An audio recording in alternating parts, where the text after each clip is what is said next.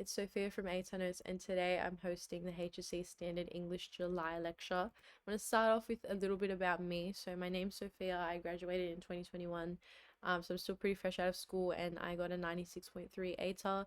These are some of my marks, but because we're talking English, I got a 47 out of 15 Extension 1 and a 93 in Advanced English, and I'm studying a Bachelor of Secondary Education at UCID to become a high school English and Business Studies teacher. So even though I didn't sit English standard, I'm studying standard English at uni to teach it, and I also tutor and lecture it. So you can still trust me.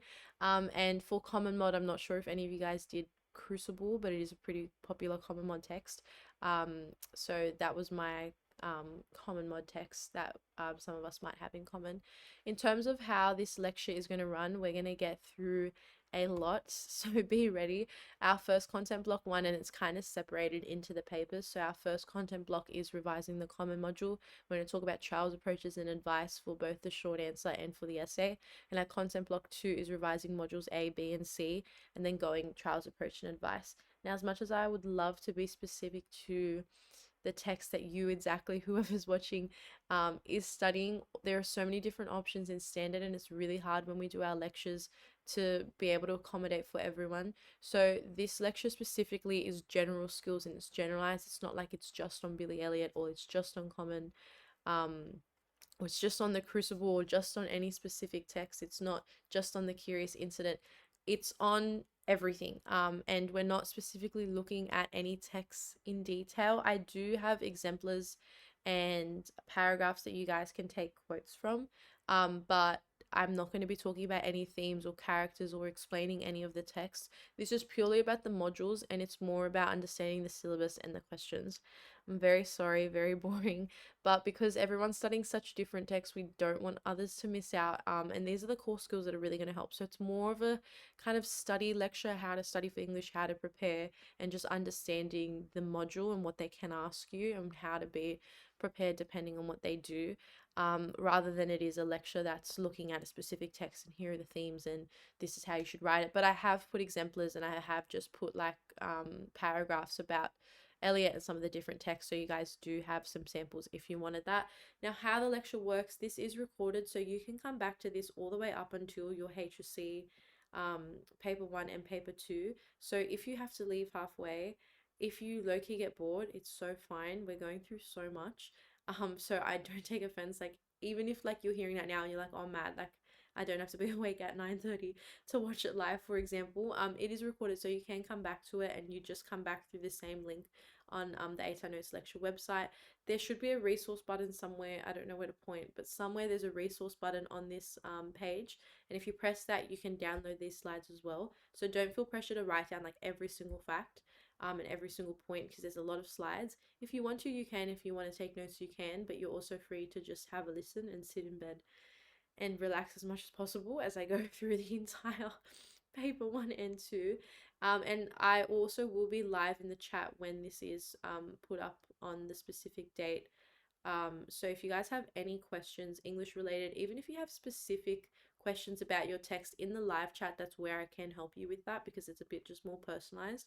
But if you have any English questions, any questions about the content as I'm going through it, or any questions even just about year 12 early entry studying in general, if you saw before on this slide that any of these were subjects that you did, like if you're doing business, or if you're doing studies of religion, or if you're doing modern history as well, if you have any questions on those, I did those subjects too.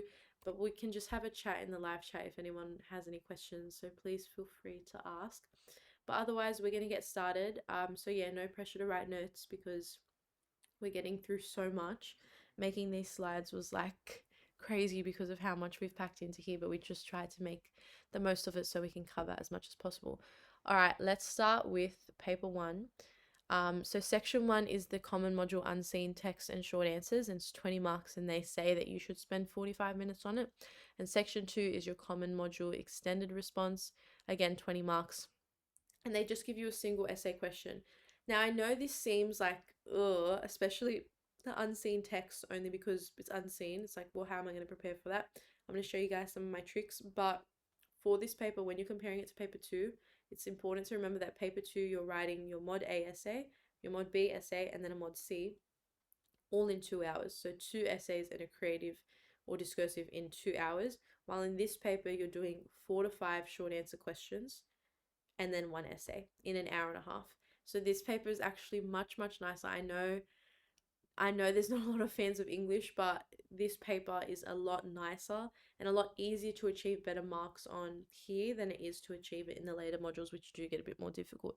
So if you are looking to gain some marks, this is definitely the paper to focus on, and especially the unseen text. I hope that when we go through some tips, you can realize that it's a lot easier than most people think.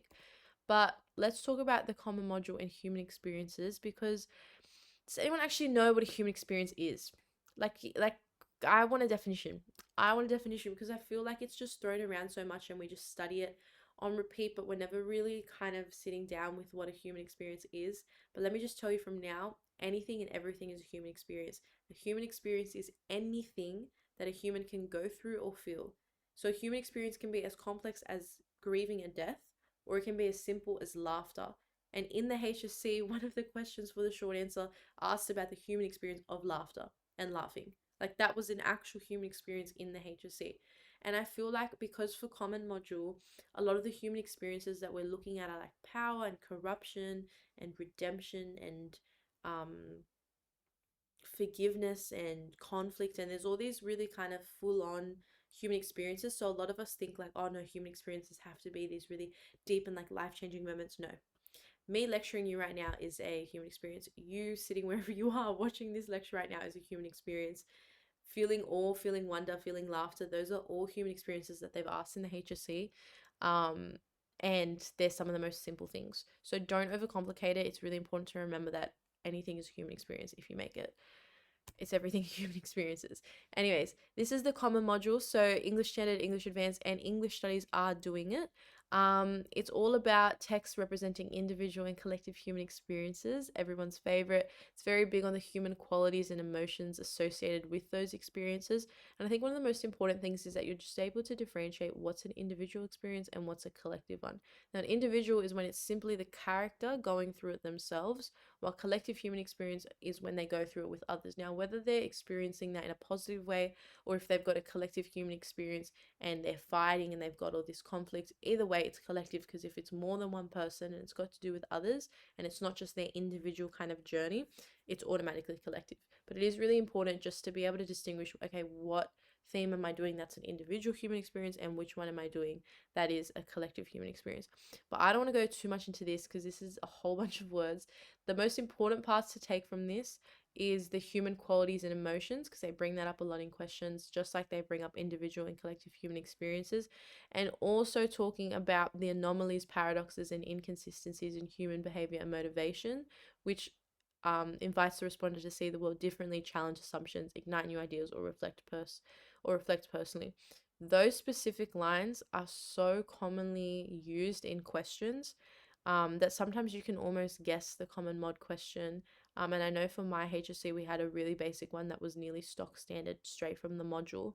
Um, and these kind of phrases and this wording comes up in a lot of essay questions. So if you are looking at preparing an essay, and you are looking at memorizing or just kind of writing like a draft that you plan on going in with, and you kind of want some introduction statements or like a topic sentence and you want to make it a bit stronger, take a screenshot of this, or just remember that the common module PDF has it, and have that open while you're doing some study, and use these wording in your thesis statements and in your practice topic sentences. I promise it'll make such a difference in your writing.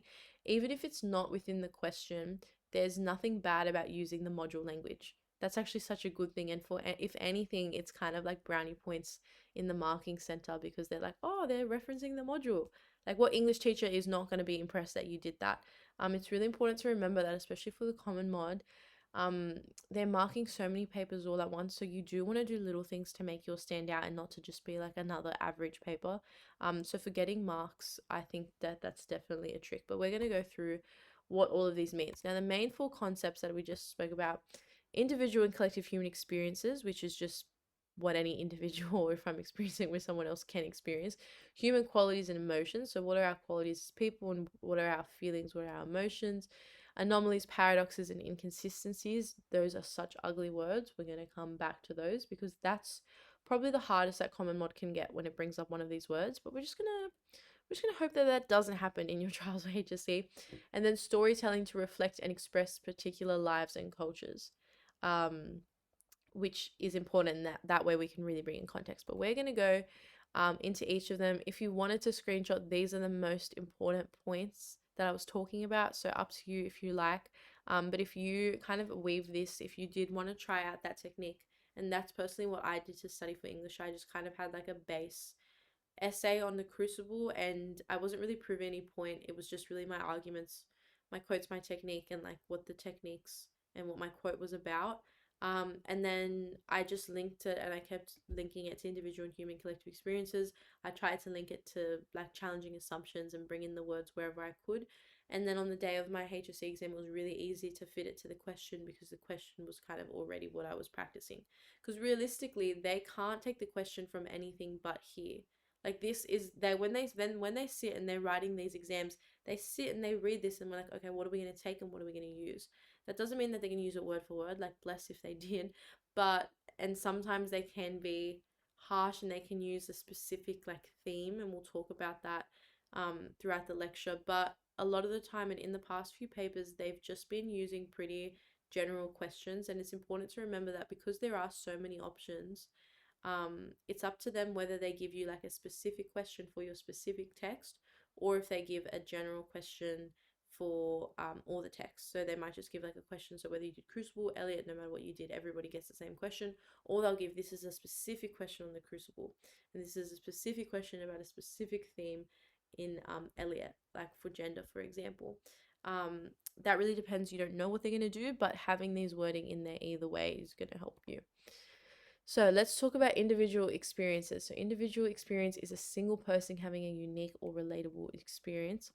That's multiple people or persons sharing that common experience, or also if you're just experiencing something in public or in society or with family, that's also going to turn into a collective experience. The second someone else enters the equation, individual experiences is, your main character moment where you're journaling and you're sitting by the beach and I don't know, you're reflecting on life and reflecting on your values and your forgiveness and whatever. Collective experiences is when you're fighting with people, you're conflicting with people, when you're with your friends, you're with your family, and when you're kind of engaging with society. So together, both individual and collective have impact, and they need to be examined in conjunction with another. So how they kind of both balance each other out. And you can understand if individually you're experiencing the human experience of forgiveness, and you're going through a really like you're going through your healing girl stage, for example, and you want to forgive everyone. I'm talking about it as if it's bad. It's such a good thing. Let's just say you're going through your healing stage and um you want to forgive people. Naturally, that's going to affect your collective experiences when you go out into the world with others, because individually you've worked on yourself and now you can spread love and kindness and care and all peace to everyone. So that's the conjunction. That's just a very basic example, but just to explain it, how your individual experiences can then shape your collective experiences. While instead, if you weren't on forgiveness and you just went through a really traumatic event and you really wanted to isolate and like push people away, you might be avoidant in the collective society and avoid people and detach from them and push them away and isolate yourself. So that's just the connection between individual and collective experiences. Now, human qualities and emotions, let's talk about it. Human qualities encompass the broader characteristics that contribute to our personalities. Our emotions are really just our feelings. So, together, texts explore how we respond to various situations and experiences and what our kind of inherent human nature is. I feel like most of the common module texts really make a comment on humanity. And they're like, well, humanity at the core is like this. And at the core, we have desires. And at the core, we judge others and we have stereotypes, whatever it is, and it's going to apply to your text. Or at the core, we're sensitive, and some of us just are better at covering it and hiding it. Doesn't matter. Whatever it is, it's really going to be dependent on your text. Now, for the qualities and emotions, these are just different examples. So, and I wanted to show the difference. So, courage and ambition and imagination and maturity are all qualities, while emotions are things that you can feel. So, you can feel pain, despair, shock, excitement, disgust. That's the difference between the two. Qualities are more like, I feel like a personality trait was like, oh, she's nice, or oh, she's shy. But a quality is more than your personality trait. It's really like your values as a person. And like maybe you have like the value of loyalty, or you're just a really mature, like you've really got that maturity, or you've really got ambition. Um, though it goes one step above your personality, and there's kind of like, oh, she's like a nice quiet girl, like she's a bit of an introvert. Like that's kind of just explaining your personality. Qualities is like, guys, we're getting deep. This is deep talk. Qualities is like your soul. Qualities is like who you really are on the inside. Um, while emotions is just how you're feeling, and obviously they can differ. Now, human behavior and emotion and motivations. Motivations are the forces that drive and determine human actions, and motivations aren't always good. It is very important to remember that. And a lot of the time, when you are talking about motivations, they will be in a negative light because humans are driven by the wrong or kind of like greedy and passion consumed motivations. Human behaviors is how humans act on those motivations. So a lot of students get confused between human behavior and then human experience, because they're like, oh well, if a human experience is anything that a human can can feel or go through or do, then how's that different to behavior, which a behavior is what we do. But behavior is specifically linked to motivations. So human behavior is how humans act on those motivations, specifically those motivations, rather than the individual and collective. It's like, let's say I have the motivation of power and the motivation of control. What does that influence me to do? Does that influence the human behavior of corruption and of abusing power, for example? And that's just the connection. So together, the human experiences are really complex because behaviors and motivations are really hard to understand. You're never going to get in another person's head and understand them. Most of us are still trying to figure out themselves. Guys, I don't know why I'm talking like this is like a therapy session at this point. But human behavior and motivation are connected to the next three. So this is where anomalies, paradoxes, and inconsistencies come up. I hate talking about this in English because it's just for the common mod, like you just really gotta hope that you don't get a question on it. But if you guys do, you will be ready. Now, they kind of low key all mean the same thing. Anomalies are something that deviates from what is standard, normal, or expected. So, for example, Billy Elliot is an anomaly. And that's why they have those specific scenes where he's the only boy against all the ballerinas in pink, to make that, to show that he's the anomaly and to have that message on gender. Paradox is a personal thing that combines contradictory features or qualities. So it's really contradicting.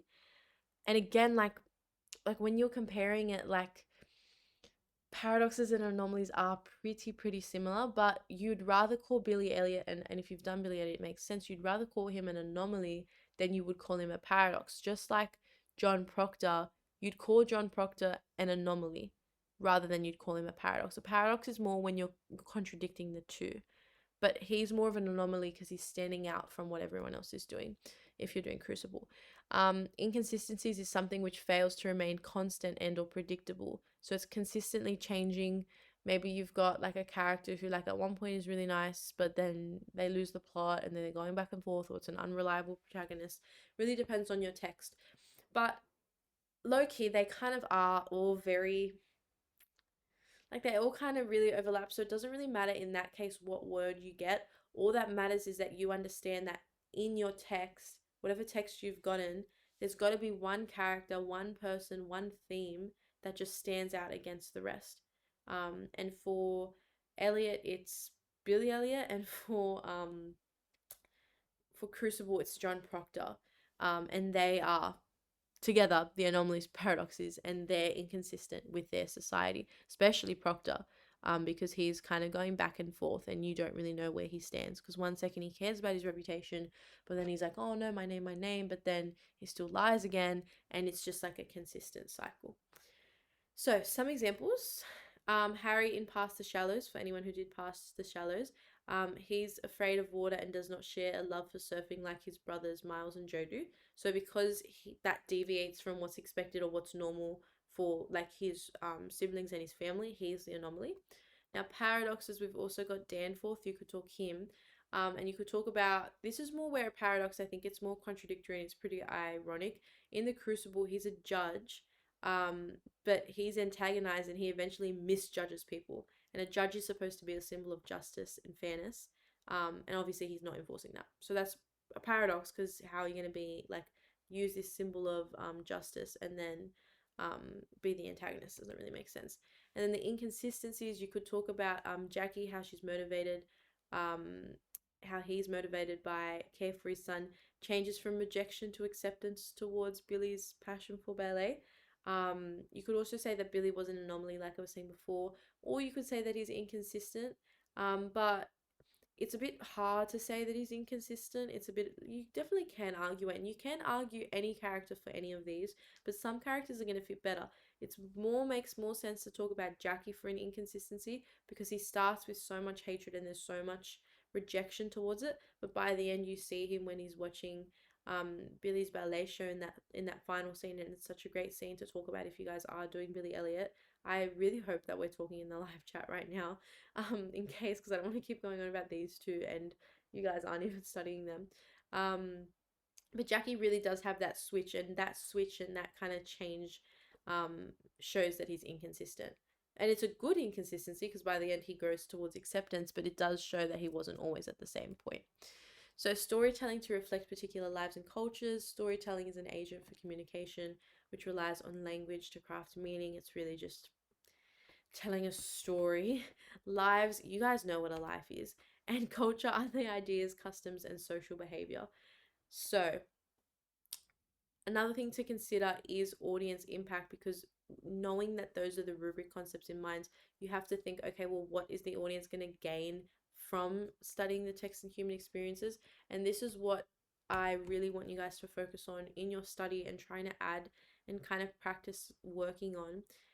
Because this is specifically what the module has identified as the audience impact. So as the audience, when you watch Billy Elliot, when you read The Crucible, Past the Shallows, whatever your text is, you see the world differently, you challenge assumptions, it ignites new ideas, and it catalyzes personal reflection.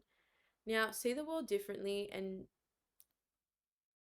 ignite new ideas, very similar. See the world differently is just like, oh, like, so maybe it doesn't have to always be like that. But low key, that's the same as challenging assumptions, because we might assume it's, especially with Billy Elliot, it's really clear that ballet is for girls and the wrestling is for boys. And that was a common belief of that time. And it still kind of does prevail into our society now that girls shouldn't be doing and boys shouldn't really do ballet or dance, and it still has carried on, not to the same extent that it was at that time and with that context, but it still definitely lingers, just kind of that stereotype and that generalization. But what texts like and what films like Billy Elliot do is they challenge that, and they're like, you know what, no, we're gonna make a film about a boy doing ballet and really succeeded in it and going against what everyone expected and what everyone said. By doing that, it ignites new ideas, and the most important one I think is that it catalyzes personal reflection. Catalyzed personal reflection is just means that it causes us to stop and think, oh, how do I see the world? It's kind of like, oh, do I agree with this? Do I disagree with this? Has this opened my mind to possibility? Do I feel more understanding? It's like, how are you vibing with it? And all of that together is audience impact, but this is where a lot of questions come up in Common Mod, and they can just ask, like, how do the individual and shared human experience of your text challenge assumptions? Done. Ignite new ideas? Done. And it's straight from the module. So I really recommend just having some of these down if you are writing notes, or otherwise these are probably the most important slides of this whole document, only because they go through such of the core ideas which they're taking questions from. So you're probably like, okay, why did you just sit here and go through all the concepts? But the rubric is literally your best friend. And the questions you get asked come from the rubric and the rubric only. At this point, for trials in HSC, like that's all it is. I know internally. And it's also important to remember that for your internal for English, you guys would have had to use a related text and connect maybe Billy Elliot to another text, or Crucible to another text. In your trials in HSC, you're just writing about your one text, the one book, the one film, whatever you studied, the one. It's nothing to do with the other one. But it's really important that you have good knowledge of the modules, because that's where they're taking all the questions from, and you can just feel a bit more prepared as you study if you kind of know what you're in for. Let's talk about making the most out of reading time. Number one, and everyone who's watching this lecture is going to do it, you're going to read the questions first before you read the text. Because if you we'll go through it. We're going to see some past questions as well, but the questions a lot of the time will tell you the human experience. And I told you guys about that question. I think it was the 2020 paper where they said the human experience of laughter. So if you read the question and you know, oh, okay, well, the poem must be about laughter, before you've even opened your source book and you've started reading about the poem, you can already start kind of planning in your head. And in your head, as you're reading it, you know you're looking for laughter. You're not sitting there. You know when you sit there in short answers and you're like, I've got no clue what's going on. Like, I seriously have no idea what's going on. A lot of the time, the question will tell you. And then what you can do is deconstruct each question in your head and figure out what rubric concept it might be referring to. You can also decide the order that you want to attempt the paper in your reading time. If you My advice, I think sit the paper in order only because I know they give 45 minutes for short answers, but a lot of people will finish it quicker than 45 minutes. And you won't need to use that full 45 minutes, which means you can save time. I know for me personally, I finished mine in 35 and then I had 55 to write my essay. And most people can finish it in 35 to 40 minutes. They don't need that extra 5 minutes because it realistically is only 4 to 5 short answer questions. And especially if you go in pretty prepared, and you guys are going to after this lecture, there's just quite a few kind of like precautionary measures you can take to prepare for the short answer section that will make it even easier. So hopefully, um, that makes sense. But yeah, if you don't feel confident with your common mod essay, and especially if you just memorized your quotes, which I'm not going to advise anyone, do not learn your quotes the morning of for your trials. But if you are like in the car on your way to trials and you're like forgetting your quotes already and you're really stressed out and you're like, you know what, I just want to do my essay first, like everything's fresh in my head and go, then do the essay first. Just make sure that you leave at least 35 minutes minimum, but you should be leaving 40 to be safe because most students can. Um, and then as you're reading the unseen text, if you already know, okay, it's about laughter, then you can be like, okay, I know what techniques I need to look for. I need to look for a technique that's showing laughter, or I need to find some type of message about laughter. And it just makes it so much easier for yourself. So don't waste time. It doesn't make sense to read the text first, be like, oh my gosh, I don't know what's happening. Then be like, oh, let me check the question. And be like, oh, it's about laughter. Let me go back and reread the whole thing and see where I can find laughter. Because a lot of students do that, and it's just not necessary. It's not necessary. So as soon as your reading time is over, you can also underline the examples you want to quote from your short answer questions if you want. It's not a must, but if you don't want to come back to it, it's really annoying going back and forth. It just depends on your timing. Now, knowing what to write, each question kind of contains the same type of like ingredients, like you just have to identify them. When you're deconstructing it, each question kind of has some type of concept from the rubric, whether it's saying like the human experience or something about a human emotion or a human behavior or a paradox. They've used all of this in past HSC papers. It's got like a prescribed focus that relates to the concept, and that's like for that example of like there's another question that's asked about the value of memory. So that's like the prescribed focus. Or it could be an audience impact statement. So how does the author challenge assumptions? And it's a 4 marker. Now, when you're deconstructing a question, so how has voice been employed in the text to ignite new ideas on individual experience? It's very important to understand the concepts that they're asking you is individual and collective human experiences. Now, even though it only says individual, you still can talk about collective, but you want to make sure that your first paragraph is on individual experiences because you're not going to write about like collective human experiences first and then you haven't even mentioned anything about the question that they're asking you on until the second paragraph. So in that case, you're completely fine. But if you wanted to write an essay solely on individual experiences, they can't mark you down for it here. The prescribed focus is on voice, and the audience impact is all about igniting new ideas. So really, all module all module words, and those are all coming from the module. So then you can create a judgment. This is a sample one. So here we've got individual experiences are projected through the voices that have been manipulated in a text. In turn, composers are able to ignite new ideas and perspectives on the human experience for the reader. And we see the concept, we see the prescribed focus, but we also see the audience impact. So that's just an example of how you can go about. And I just wanted you guys to see that the module, like I keep saying, like, oh, the module, like the question's going to be in the module, the question's going to be in the module, but that's just an example just to prove me right. Let's keep going. So What about this one? Evaluate how important compassion is as a human quality. So it's got compassion as the prescribed focus, and it's told you it's specifically looking at compassion, and you'd have to link compassion to whatever your text was. Um, for this, and let's say you were doing Billy Elliot, you could talk about compassion, and you could 100% speak about Jackie's transition from rejection to acceptance. Same for Elliot, not Elliot, we just spoke about Elliot. Same for Crucible, you could talk about Proctor's compassion or Elizabeth's compassion for giving him after he cheated on her with a minor. I'm so sorry. Can we talk about the Crucible for 1 second? Because that story is wild.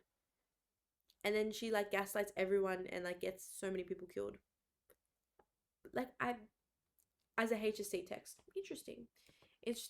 But in this case, they haven't actually given you an audience impact, so that's where you can bring up your own. And what by evaluating how important compassion is as a human quality, it makes us think, well, like, oh, what's compassion like? Are we compassionate in our world? Am I compassionate to my friends and my family? Are others compassionate to me? And you go on this whole personal reflection. Let's just pretend that, and usually I feel like personal reflection is the easiest one to kind of waffle on. The common advice you're going to get from me on here, and if anyone has ever seen literally any TikTok I've made, I'm pretty sure Nessa like wants to cancel me because I always talk about waffling, but in English it's just a go-to. It's just a go-to, and I don't even think you can consider it a waffle if you're using the module language. It just like eliminates the waffle. But catalyzing personal reflection is always going to be the audience impact. Like, yes, it can challenge assumptions. Yes, it can ignite new ideas. But at the end, all authors want to stop and make us think. And let's stop and think about who we are and what our values are, our beliefs. Do we still agree with them? Is this making us question them? Whatever. That's always going to come up, and it's just always a go-to. With writing, so here we've got compassion is represented as an essential quality when responding to human experiences. Through showcasing the importance of compassion, composers are able to catalyze and generate personal reflection within their audiences. And this is just an example of that where it's incorporating concept, prescribed focus, and audience impact. So let's talk about analyzing text under exam conditions. Because yeah, scary stuff. And especially because they're unseen, I feel like the actual questions that bad aren't like the questions aren't that bad. It's just the fact that it's unseen and you're under pressure and like you've literally never seen it before. And all of a sudden you have to find techniques. But we're gonna go through it. Now, if it's a 3, 4, or 5 marker, you literally just want one sentence answering the question. Then you want to introduce the text with a quote, and then you're just gonna do quote technique analysis, link back, and then keep going. Now there is a technique that I want you guys to use, but I have it on this page here. So it's number of quotes and techniques is decided by this rule. And it's an easy way to get full marks and to just make sure that you're always writing enough. So however many marks is you minus one, and that's how many quotes you're going to do. So if it's a 3-mark question, you can have a topic sentence and then 2 quotes. If it's a 4-mark question, you can have a topic sentence and then 3 quotes. If it's a 5-mark, you're going to have topic sentence and 4, and if it's 6, then it's topic sentence and then 5. And I'm sure you guys can minus 1. But that's just an example. I don't even know why I said that as if I have any skill in math. Let's not talk about my HSC score in math. But you just have to follow this formula, and it just worked every single time. It's really good at just filling the lines, and the amount of lines that they give you is exactly how much they want for full marks and how much they expect. So you really just want to make sure that you're filling them. Anyways, for short answers, again, they can leave out the concept and just focus on the prescribed focus or just focus on the audience impact. Here they've got analyze how the poet uses language to encourage readers to see the world differently. And here you can see how even in the short answers, they're using the audience impact and they're using language from the module. So let's get to the module. This is the poem. Life for me ain't been no crystal stair. Don't you set down on the steps because you find it kind of hard. For I'll see still going, honey. I'll still climbing. And life for me ain't been no crystal stair. Let me tell you from now, you guys do not need these super crazy techniques. You do not need to pull out euphemism and analogies and anaphora and words that you don't even know how to spell. I don't even know how to spell anthropomorphism. I really couldn't tell you. I I don't care. Future English teacher, I don't care. You don't have to memorize these really great techniques. And I had friends who were going into the short answer section who were like memorizing these really full on complex techniques because they were like, no, we're not going to get good marks unless we use like the best techniques. Like it's trials, it's HSC, they want good techniques.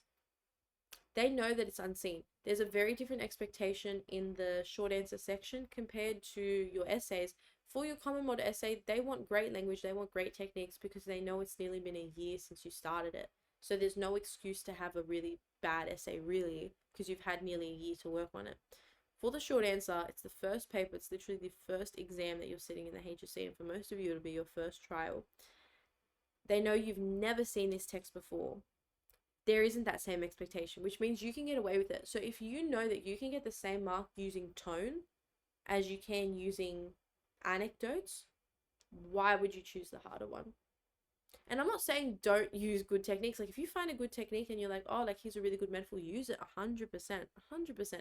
But don't pressure yourself into trying to find like the smartest and the most complex technique, because not only are you wasting your time because you only have 10-minute reading time anyways, but you're going to get the same mark. I honestly wrote about an exclamation point in my trials and I still got 4 out of 4 on the question because I just didn't know how to find another technique.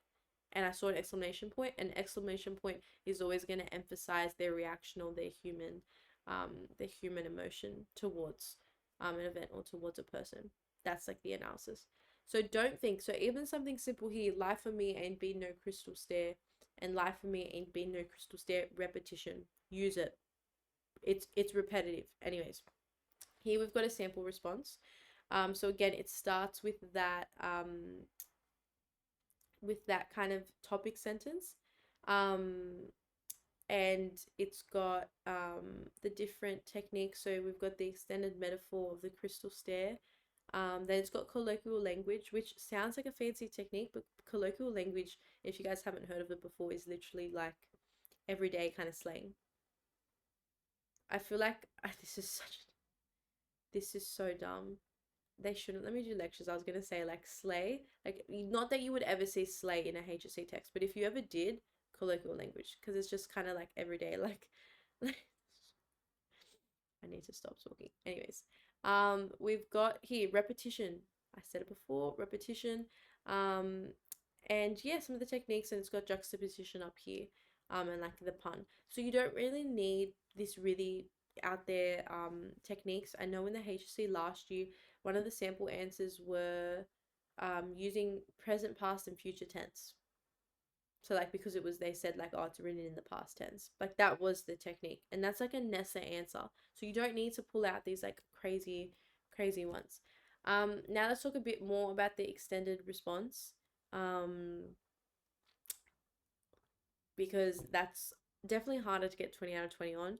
I think short answers is probably the easiest section in the entire paper to get 20 out of 20 on, only because if you're adding like up like a 3 out of 3 then a 4 out of 4 and you're following that like number -1 and you're doing like enough quotes, just make sure each quote has a technique and that you're analyzing and linking back. And please remember, again, the human experience can be something really simple. I remember in my HSC I wrote about connecting with nature because I think the story was something about a girl at the beach. I had no clue what was going on, and they didn't define the experience. They just said reflect how the author I don't know, it was demonstrate how the author reflects on her experience. And I'm reading it and there's some chick at the beach collecting shells.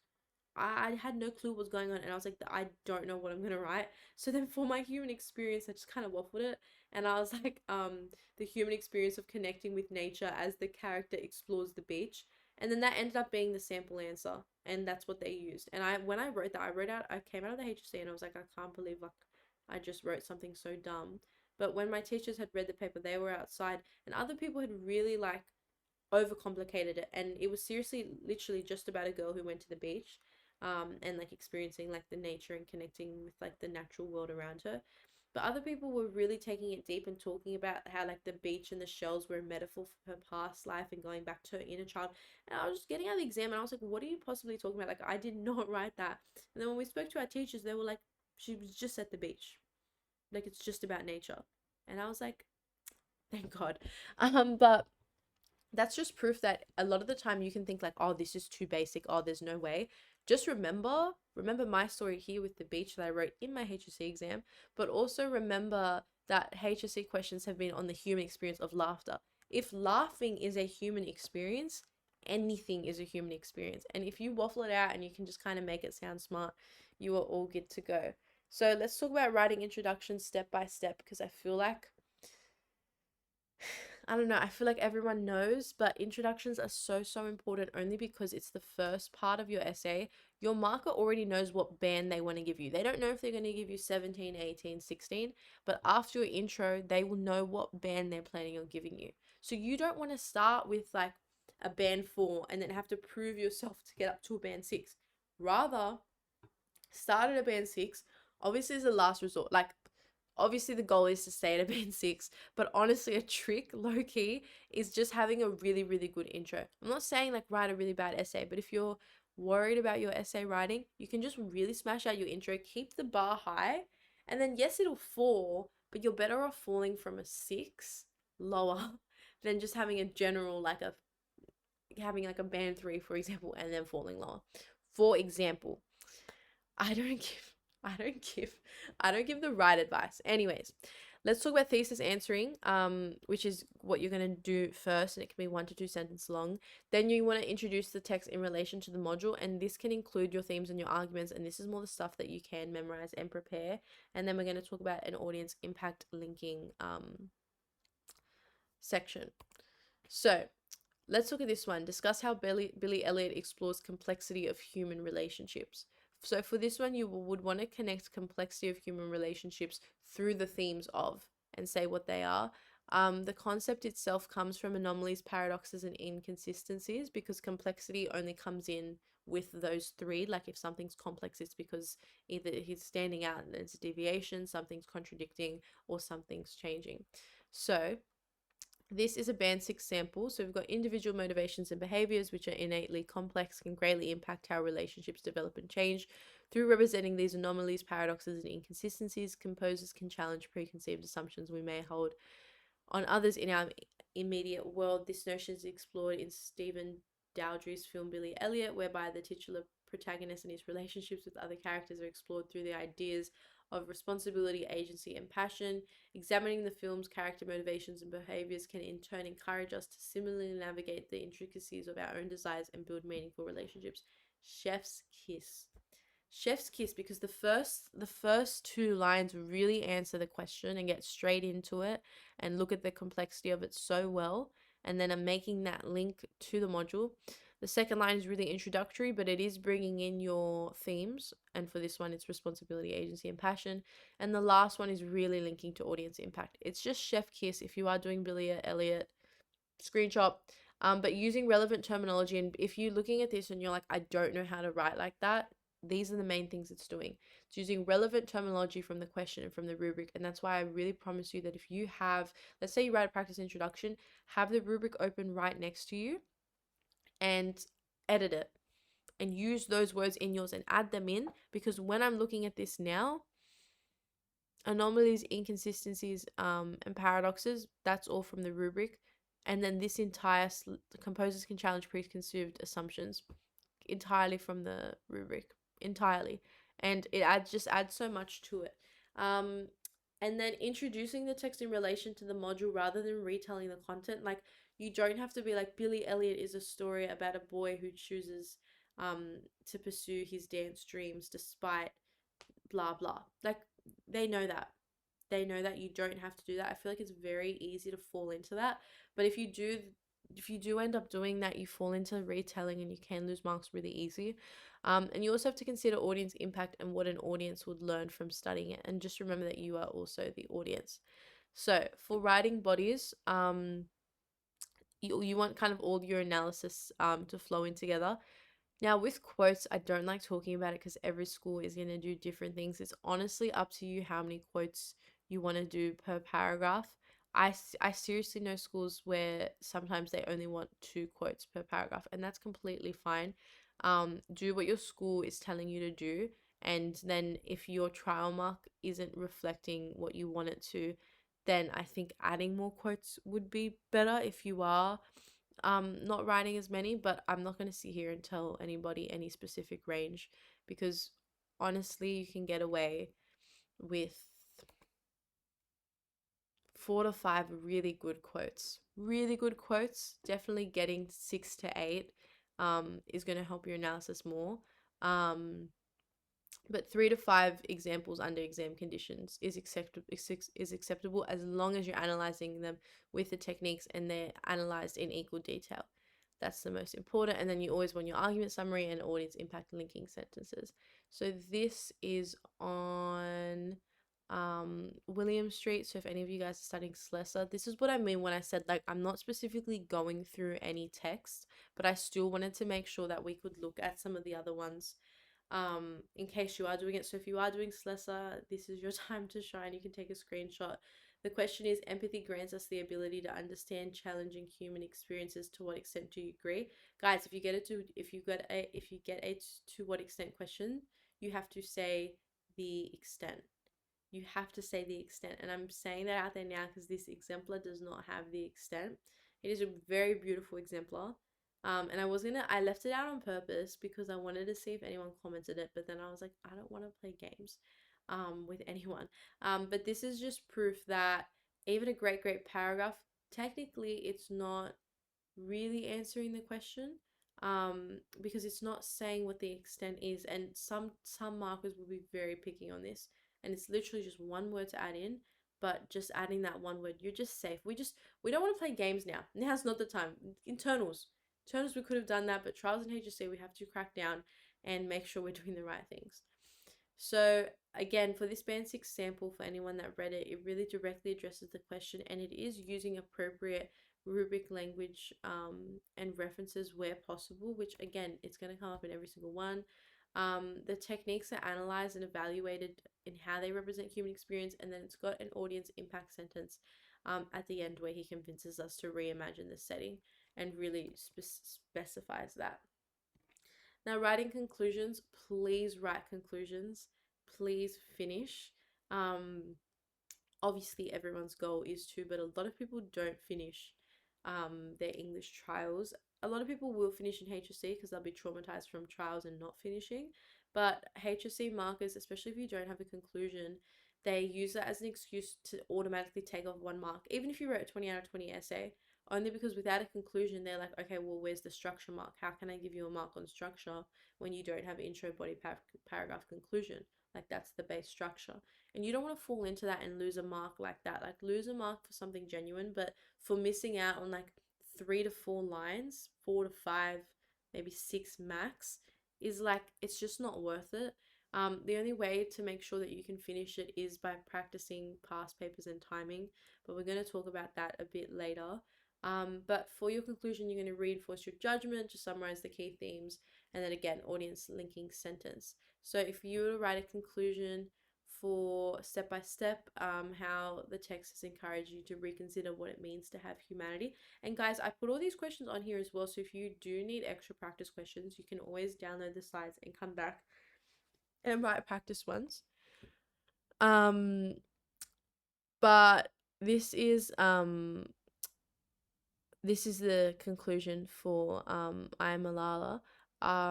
And it's got, yeah, it's reiterating the initial thesis. Now, I feel like a lot of the time the conclusion is literally just your introduction restated. It is reiterating it, but you're more summarizing it. While in the intro, you're introducing it. While in the summary and in the conclusion, you can really reinforce it one final time and show like the lasting influence and how everything connects, and it just makes a lot more sense by the end of it.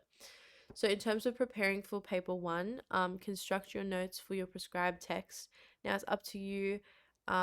It's up to you. Sorry, I didn't even realize what GIF I put. It's up to you what you want to do in terms of memorizing. Personally, for me, I never memorized a full essay. I just couldn't. I really respect people that can, like people that can memorize like word for word, like 1,000 essay, like pretty mad. I couldn't, like my memory was not that good, but I did memorize my quotes, techniques, and my analysis, because realistically, you're going in with the same quotes anyways. you go in with the same maybe 5 amount of quotes, 6 amount of quotes. Why would you not memorize the technique as well? Because the technique is also going to be attached to that quote. And if you're going to memorize the technique, that quote always has the same meaning. That quote will always be from the same character who's trying to express this point or show their emotion of this. It's always going to have the same meaning. You're just going to prove it to a different point. So that's why I think it's just so worthwhile, quote technique and analysis, memorizing that. For analysis, I wouldn't memorize my full analysis. I'd maybe memorize like 2 dot points and I kind of just do them on a flashcard. Because if you do that and you leave some space, then you don't have a choice but to go back and what's it called, to go back and link it back to the question. But I would also memorize just my topic sentences and I'd switch them up. So if I memorize my topic sentence, I'd never write it word for word on my exam, but I'd use it as kind of like a base and then link it to the question. Because your topic sentence, again, your themes are always going to be the same. I'm sure not, like, some people do this.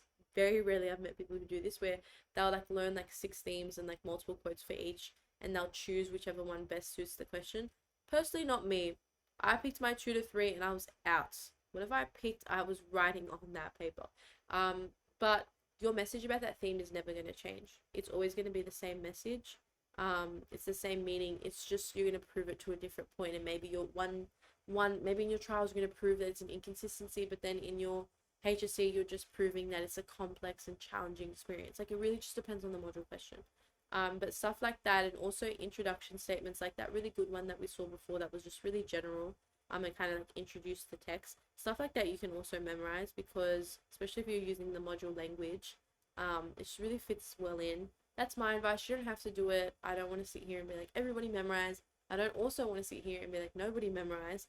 A lot of people are memorizing and it definitely works, but if you are planning on doing it, just make sure that you practice adapting it first, and that you don't want the first time you write the essay out like fully to be the day of the exam. You want to do practice to different questions, and even if you don't sit the full paper and you just set like a 45-minute timer and you just write like your common mod essay, it's still good practice. And you can just get that practice adapting. A lot of people are like, oh no, but my essay was so good, why didn't I get full marks? I memorized it. But if you just go in and write like a memorized word for word copy, it has no words from the actual question, they'll know it's memorized, and then you're not going to get a band 6. Even if it's at a 20 out of 20 level, they're not going to give you the marks because they'll know that it's memorized. So we're trying to like gaslight them into thinking that it's not memorized, even though the low key parts kind of are. If that's something that you're considering doing. You can get your practice questions peer marked or marked by your teachers if they're still accepting it. But I really also recommend having like quotes and techniques and kind of making like a table. I'm planning to actually post one so you guys don't have to make it yourself probably in the next week. So again, not to plug the 800 account, but if you wanted to follow, I'm trying to get out a lot of content before trials and HSC. But I'm thinking of just making like a table that has like the main techniques, the easiest ones to spot, and they're like really easy analysis that's going to work every time. And you can always write your own practice questions if you're running out, because there only is 4 practice questions that you can do, because they changed the syllabus in 2019. So there's only 2019, 2020, 21, and 22 that you can see. Alright, now we're going to go to paper 2. I feel like paper 1, like, it's not that bad. Hopefully you see that's not that bad. I'm not sitting here and saying it's fun, but it's a lot less bad than this. So paper 2, section 1 is on language identity and culture. You've got 20 marks, and you're only at 40 minutes. Well, they recommend 40 minutes because it's much more crunched, while for your common mod essay, it's recommended 45. Section 2 is in the close study of literature, and then section 3, everybody's favorite surely, is the craft of writing. I say that so sarcastically, but if it is your favorite, I mean, no offense. I actually respect people who like mod C and are good at it so much, because you just have to be built different. It just has to be a skill to be good at this module. It's such a flex, in my opinion. Not one that I can participate in, but we'll get around to it. Let's talk about Mod A. So Mod A, language identity and culture, and again, the syllabus just gives you so much. So language is a system of communication. You guys know, I'm sure you did this in class. And identity is just how we express ourselves and our individuality. And culture is a way of life of a particular group of people at a certain time and place, and how they're living out their beliefs and values. Perspectives is literally how we see the world. Perceptions is the views which are gained by the responder, and self-perception is how we view and understand ourselves. Those are just some of the key words. So module A only has a single audience impact, but like the common mod and mod B, you can always express it in your own ways. But the audience impact that they have in mod A in the actual syllabus is affirm, ignore, reveal, or challenge or disrupt prevailing assumptions and beliefs. So it can just completely ignore them and pretend that those assumptions don't exist. It can reveal them and be like, hey, did you realize that this is how we're looking at this group of people or these individuals? It can affirm them and say, you know what, those assumptions that you will have is actually correct. But a lot of the time it's challenging or disrupting them, and it depends what text you're doing. A lot of the times it is challenging or disrupting them. And I wouldn't be surprised if you guys have seen this wording before, because this is very common wording for questions, and it's the only audience impact that's going to come up. So when it comes to writing a module A essay, keeping the 6 concepts that we just reviewed in mind is really good, because you want to integrate these words throughout, especially perspectives and that audience impact. So we've got this question: without language there would be no culture. And this is what they always do in mod A. A lot of the time they're connecting the two. Like if it's not going to be language and culture, it's going to be language and identity, or it's going to be culture and identity. Like they really like to connect the two, because again, it's a module on all 3. And this one's evaluate the truth of these statements. So you're going to say that it's true to a great extent. You're going to say it's of significant truth. You do, because it's an evaluate, you have to make that judgment. This is a band 6 response on Lawson's short story. So again, if you're doing Lawson, sorry, not again, this is the first time we're talking about Lawson, but if you are doing Lawson for mod A, you are all good to take a screenshot here. If you guys want to have a quick read through, the most important thing is that it's using the terminology from both the question but also the rubric, and it's really transforming the audience impact into more of a personal argument. So if you read the last line, as a result, we are able to better understand the invariable connection between language and culture, as well as how language can maintain our own perceptions on what it means to be Australian today. It's really gone above and beyond, where it's definitely taken what the syllabus has said, but then adding in that like personal perception of like what it means to be Australian today, just that kind of unique take on it.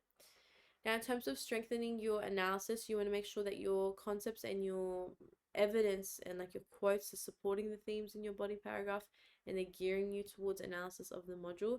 Now, key themes in Mod A are assimilation, class discrimination, empowerment, prejudice, stereotype status, marginalization. Now, for some of you, these might not apply, but most of the common themes are here.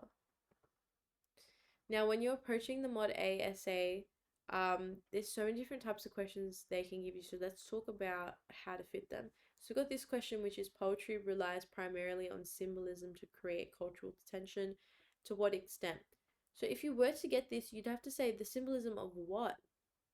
Like you can't just say it is true to a great extent that poetry relies primarily on symbolism to create cultural tension about heritage. Like, okay, just tell me the question again. And I don't even say that in a mean way, because I used to do it all the time, and I thought like, oh, I'll just like reword the question in my own words. Babe, you were literally just rewriting the question. And especially for your first line, when they're judging you so hard in that introduction, and like maybe like you don't know where you are, but like what if you're after like a really bad paper? No. But what if you're after like someone like a lower paper, and then you just have this opportunity, it's this great opportunity for you to stand out, and then all you did was start your essay repeating the question. We're not going to risk it. We are not going to risk it. So this is on Translucent Jade. For anyone that's studying the poem collection for Mod A. It's got language offers a space for individuals to explore heritage, resolving cultural pressures and tensions with the past. Tan illuminates the ongoing process she's undertaking to accept her cultural background as part of her identity. And you can see already, like, it's got the culture, it's got the identity, it's got the cultural pressures and tension. And by the end, it's bringing up identity again. So it's just a win, in my opinion. Anyways, in terms of constructing your notes, it's really up to you. I don't like talking about like how to do notes and how to study for English because everyone is very different. I feel like on content subjects and for math and the sciences, like studies kind of it's kind of all the same. Like everyone kind of does the very similar things. But for English, it's so different. Like some people are memorizing essays word for word, others are memorizing parts of it, some aren't memorizing at all, and they're just constructing notes that they're reading. And then, yeah, it's really up to you. But if you did want to try this method, which is what a lot of online notes use, I find they've got like the theme and then they've got like all the quotes for that theme, all the analysis, and then sorry about that, and then all the audience impact, and that just makes sure that you're consistently linking back to the module. So that's always an opportunity if you guys wanted to do that. But notes are only useful if you combine them with practice responses. Like you can have so many notes, 27 pages of notes just on mod A. If you do not sit a practice mod A question and you practice writing out that essay and adapting to the question, there's just no point. Notes should always be a starter. I feel like in a lot of subjects, it's like, oh, like my notes, my notes, my notes. Notes should be your starter, but your endpoint should be practice papers. And I hate to say it because I really did not like sitting past papers, especially for English. You know how annoying it is to sit for like 2 hours and write two essays and a creative? I'm not sure how many of you guys have done any sets of trials yet, or if you guys have tried a past paper yet. But like for some of the other subjects, they're like 3 hour papers. Like you're just gonna sit there by yourself. Like I would sit to try and do an English one, but after I finished one essay, I was like, I deserve a snack. I deserve to go on my phone. And I'd pause my timer and I just wouldn't even get back to it. And I feel like procrastination is so normal. Um, so with past papers, my advice for it is I don't think you should start doing past papers until you have memorized your quotes and you feel pretty good. Like look at a couple past questions and be like, oh, I feel like I could answer this. I feel like I could answer that. And once you're ready, definitely try it out. But I don't recommend if it's your first time ever doing like a practice response under timed conditions at home by yourself. I don't recommend just putting on a 2 hour timer and being like, okay, I'm going to do mod A, mod B, and mod C all in one. That's obviously the end goal, and I definitely for all of you guys think that if you as long as you do the paper at least once you just know for a fact that you can finish and you have that security going in, so you don't have to think, oh, like what if I don't finish, what if I don't finish, because in your head you know that you've finished it before and that you're going with the same quotes, the same techniques, the same analysis, and the same arguments. So that's one of my tips there, is that if you know that you might struggle like sitting like a 2 hour past paper like first time, which is very valid, just put on a 40-minute timer and only write your mod A essay, and just make sure you can write it in 35 to 38 minutes, and then you're good. You are all good. All right, let's get to mod B. I'm gonna have a quick drink of water because I don't think I've ever spoken more in my entire life. But let's talk about mod B. Hopefully we're talking in the live chat if you guys have any questions. A little bit awkward if I keep mentioning it and like no one's left. But I'm going to be there, so if you have any questions, please let me know. Now, mod B, I don't know. I'm not sure how you guys feel about it. Personally, for me, if I had to rank the modules, I'm going to put common mod. Yeah, I'm going to put common mod on top. I really don't like the inconsistencies and the paradoxes. That's probably still one of the things that annoys me, because I just feel like it's just such a nice module with the collective experiences, and it only like that's where they like bring it into confusion, and it makes sense, but like you just, who wants to write about that realistically? While writing about the personal and shared human experiences is definitely um just more chill. Like I never want to write an English essay, but I don't mind it and I don't hate it when it's on like a really simple question on personal and human experiences. But for I'd put module B second only because mod A, oh, it depends on what text you're doing, honestly. Mod A only annoys me because I feel like it really focuses on language, culture, and identity. Like, I get that that's the module title, but sometimes it can be hard to connect them. And sometimes, like, maybe language and identity go better together than language and culture, but then they end up asking you on language and culture. And I just feel like culture and language also really overlap. And that's the point, is that they all overlap, but it just makes it a little bit confusing at times. Anyways, this is the close study of literature. It's just really this mod B, and your mod B is just very kind of stock standard, as in like any essay question that you've ever gotten from year 7. where they can ask you about the meaning, the context, the language features, the personal interpretation, and the meaning and significance of the text. We're going to look at some of the most important things. So, what's an informed understanding, knowledge, and appreciation? So, by informed, you want to show some knowledge, guys. Could you guess that? For understanding, sorry, there is like a spot in my eye and I really can't see, so I'm kind of like blind in one eye. I don't know what's going on there. Understanding and knowledge is to comprehend and have an awareness of a text's ideas, and appreciation is recognition or enjoyment of the valuable qualities from the text and really appreciating, be like, you know what, this is a great text. This is a great text, guys. I actually have no clue what's going on. Oh my gosh, I pressed the wrong button. I don't know what's going on, or if there's like a lamp in my eye, so I don't know. I apologize for this physical issue. I don't know what's going on with my eye. I don't want to keep distracting you guys. Personal responses to the text in its entirety. So personal response is demonstrating your own engagement and interest in the text. Now, when it says personal response, I used to get confused because I was like, do they want me to write like, oh, this is how I felt about it. I was really interested in it. No, you will never, except for your reflection in creative writing, you are never going to use the word I in an essay. It's always going to be third person and really like formal. But when it says personal response, it's really just like your kind of take on it and what it taught you, but without saying it. So you can say which teaches us or which teaches readers to, and you can consider yourself the reader and say, well, like maybe if you read the poems, like Translucent Jade, it makes you reflect on if you've lost touch with your culture, and then you catalyze your own personal reflection on your childhood, and your memories with family. For example, just an example. Now, distinctive qualities are the characteristics that serve, and portrayal is just how different ideas and people affect one another in the text.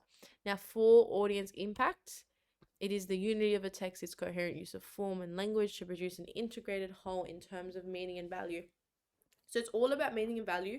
But guys, what's really annoying about Mod B, and which is why I probably would, I don't even know if I'd put Mod A or B on top. I feel like because of this, I'd kind of low key put Mod A on top. But Mod B only gets frustrating because there's a lot of focus on form, which is the genre of your text, but also the structure of it, and then language. So if you are doing Curious Incident of the dog in the nighttime, form is really good to talk about because they've got like the visual representation. You can talk about the chapters in prime numbers. Like there's really good examples of form, and it does apply for other texts as well, but there is a higher expectation for form and language in module B. Now there's also a thing called textual integrity, which they talk about, and textual integrity just means that it still has value. So maybe your text was made in the 1900s. Why are we studying it in 2023? Why would they put it on there? Because in Nessa's eyes, it still has values. So by having value, all it means is that it's still relevant. It's kind of timelessness, and it's kind of universal. It's transcending time. It's got a lasting impact. It's got a continuous significance. And textual integrity is all about like what's the integrity of the text? Like, does it stay? Has it remained? Is it still important? And when you look at texts like Pride and Prejudice, Little Women, and some of the classics, how are they still so popular today? After so many years, how are they still, same with like Romeo and Juliet and some of Shakespeare's classics, like how are they still so popular today hundreds of years later?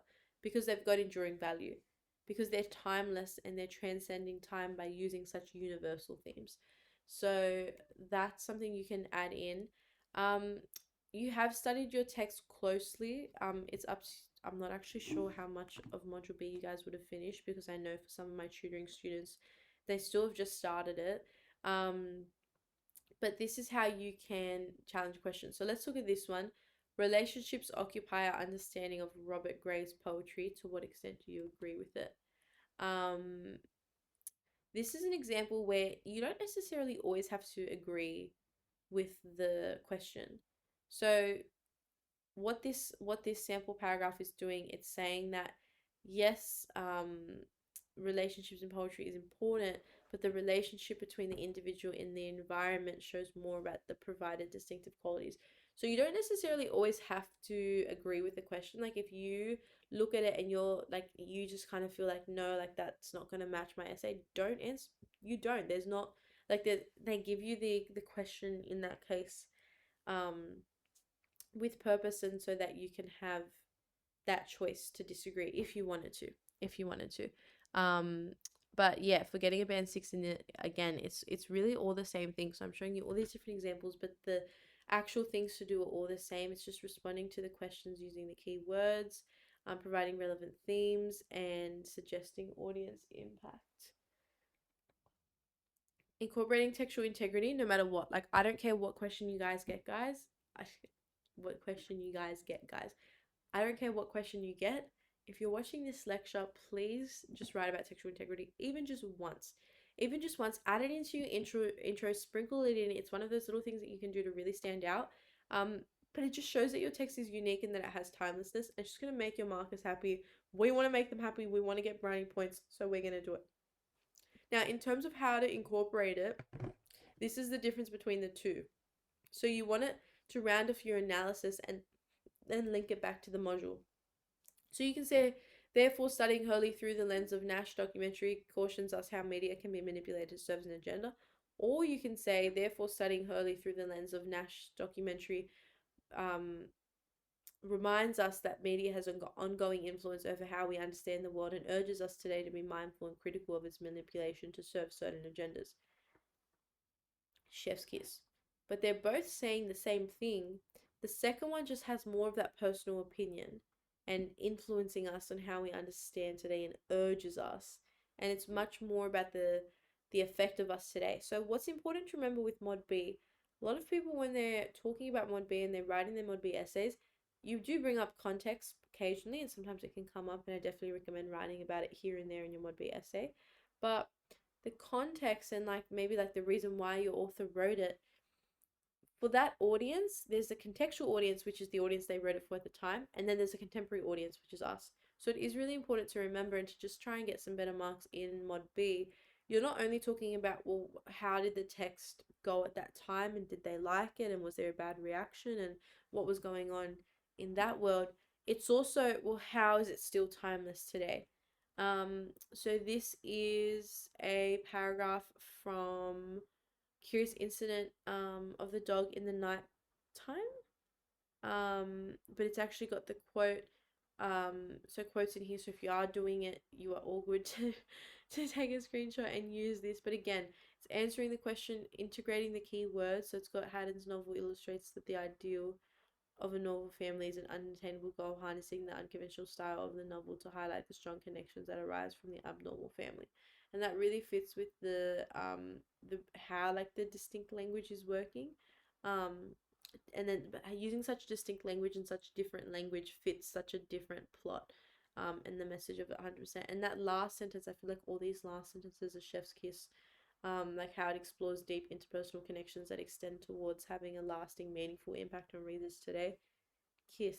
That last line you can use for any text. I don't care what text you're doing. You guys can all use it. Now, in terms of constructing notes for Mod B, again, if you wanted to try this technique, this is what a lot of people online are doing with their notes. Personally, I just had my like Mod B quotes, my technique and analysis on flashcards, and then I also memorized just some general statements, and just some really good lines. Like I would honestly memorize something like this, like explores deep personal connections that extend towards having a lasting, meaningful impact. Like I would actually memorize something like that only because you can use that no matter what. Like that's always going to come up, and that's what I mean. The context of the text and the meaning of it is never going to change. It's only what you're linking it to. So we're gonna go to Mod C, but we're just gonna low-key have a 2-minute break because there is so much in here and I feel so bad like dumping all of this on you. So if anybody does have any questions, go to the live chat. I'm just gonna quickly drink some water before we jump into Mod C because I really want to look into Mod C, and I kept it last, but I tried to get through the others only because Mod C, yeah, like I said, not many people like it. I'm definitely not a fan, but I really did improve from my internal to my trials and felt a lot more confident with it for HSC, and I want to help you guys feel like that as well. So we will get started on that.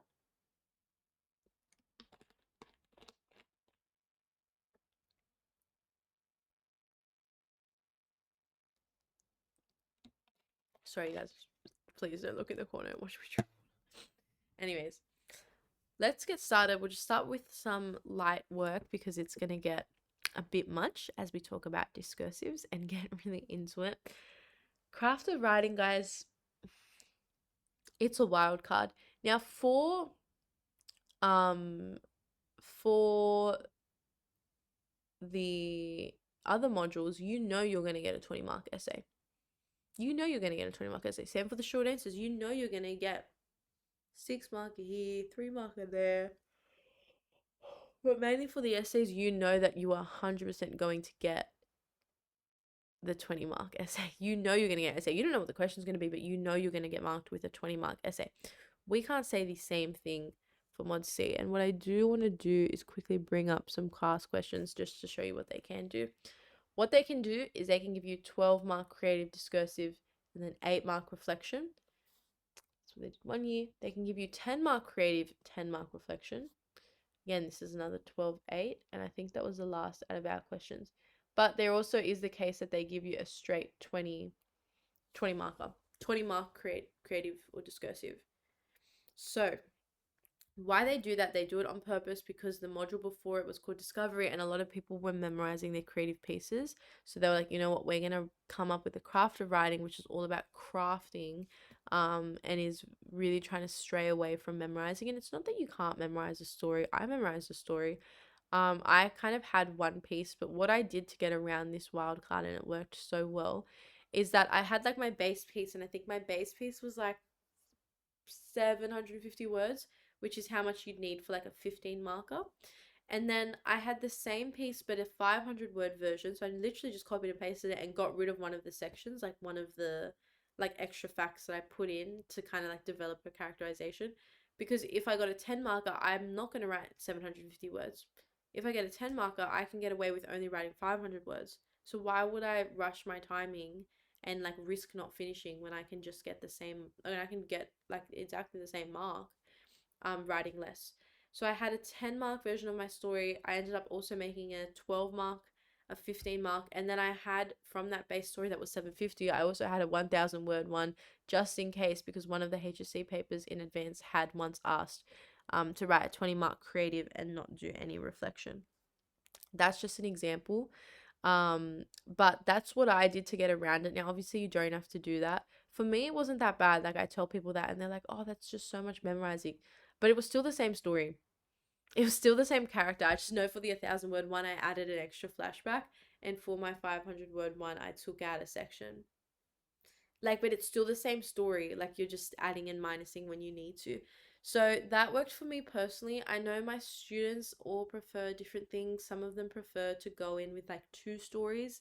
And when we do that, and if you are planning on doing that, my advice and what I always get my students to do is we'll have one story that's kind of light, kind of maybe ambiguous, just a bit different. And then realistically, we're going to talk a bit about trauma dumping because it happens and it's not as bad as the thing is made out to be, but you don't want to actually trauma dump. We're going to talk about it. But for the mod C, a lot of us write really sad stories. And my first story was so sad. Was about like isolation and depression. And I was like, why were you writing something so sad? And then my trial story, when I ended up writing something new, was actually a really nice, like light story. And it was kind of like bittersweet, but it was like, it was bitter, but it still had the sweet ending. So, what I do for my students is I get them to have a piece that's kind of bittersweet or nice ending and then a sad one.